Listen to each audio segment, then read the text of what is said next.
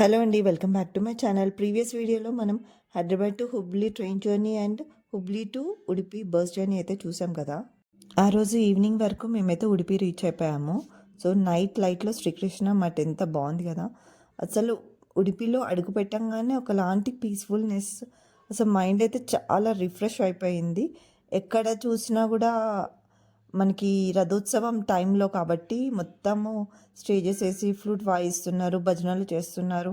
మాకు కొంచెం హ్యాపెనింగ్గా ఉంది and plus too much crowd కూడా లేదు కాబట్టి మాకు చాలా పీస్ఫుల్గా అనిపించింది. ఈ చుట్టుపక్కల ఏరియాలో కూడా చాలా అంటే చాలా షాపింగ్ ఉంది. మనకి తక్కువ రేంజ్ నుంచి ఒక మీడియం రేంజ్ వరకు అన్నీ అవైలబుల్గా ఉన్నాయి. చాలా స్టాల్స్ ఉన్నాయి. ఇక్కడ మిత్ర సమాజం చాలా ఫేమస్ అనమాట. ఇక్కడ మనకి టేబుల్ దొరకాలంటే క్యూలో నిల్చోవాలి. చాలా చిన్న ప్లేస్, టేబుల్స్ కూడా చాలా చిన్న చిన్నగా ఉంటాయి.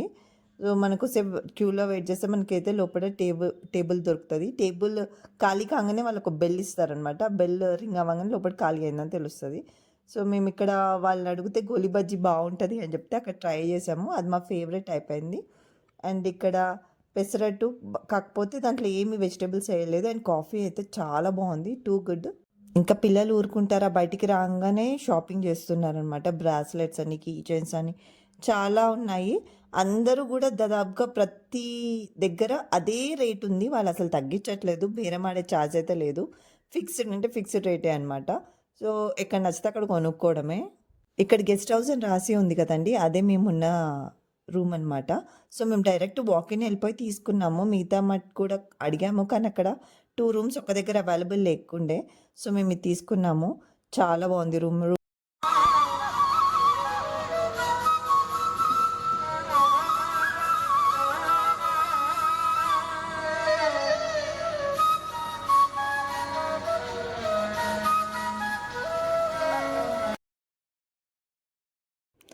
టెంపుల్లో అయితే పెద్ద రష్ లేదు. తొందరగానే ఒక 15-20 మినిట్స్లోనే మేము దర్శనం చేసుకొని బయటకు వచ్చేసాము. ఇక్కడ కృష్ణుడిని మనం ఒక విండో హోల్లో నుంచి చూడాలన్నమాట.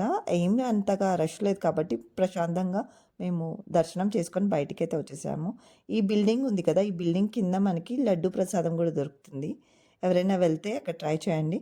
నెక్స్ట్ మేము వచ్చి బ్రేక్ఫాస్ట్ చేసేసి తర్వాత ఒక ఆటో మాట్లాడుకొని, ఇక్కడ ఆటో ఏంటంటే అందరు మీటర్ సిస్టమే, ఎక్కడికి వెళ్ళాలన్నా మీటర్ సిస్టమే. సో వాళ్ళని అడిగితే కొన్ని ప్లేసెస్ సజెస్ట్ చేశారు. సో మేము ముగ్గురం ఒక ఆటో లాగా 2 ఆటోస్ మాట్లాడుకొని స్టార్ట్ అయిపోయాము. సో మనం ఎంత తిరిగితే ఆ మీటర్కి ఎంత వస్తే వెయిటింగ్ ఛార్జ్ కూడా వేస్తారు వాళ్ళు దాంట్లోనే కలిపి. అంత మనం ఎండ్ ఆఫ్ ద డే మనం పే చేయాలి. మనం ఏ ప్లేసెస్ చూడాలి అనేది మనం సెలెక్ట్ చేసుకోవచ్చు. సో మాకు ఎంత ఐడియా లేదు కాబట్టి ఫస్ట్ దుర్గామాత టెంపుల్ ఎంత బాగుందంటే అసలు మేము ఎక్స్పెక్ట్ చేయలేదు. మేము ఓన్లీ ఉడిపినే అనుకొని వచ్చాము, బీచెస్ చూద్దాం అనుకున్నాము. కానీ ఈ టెంపుల్ని మిస్ అయితే చాలా మిస్ అయ్యే వాళ్ళం అనిపించింది. కొండ పైన ఉంటుంది టెంపుల్, చాలా పెద్దది.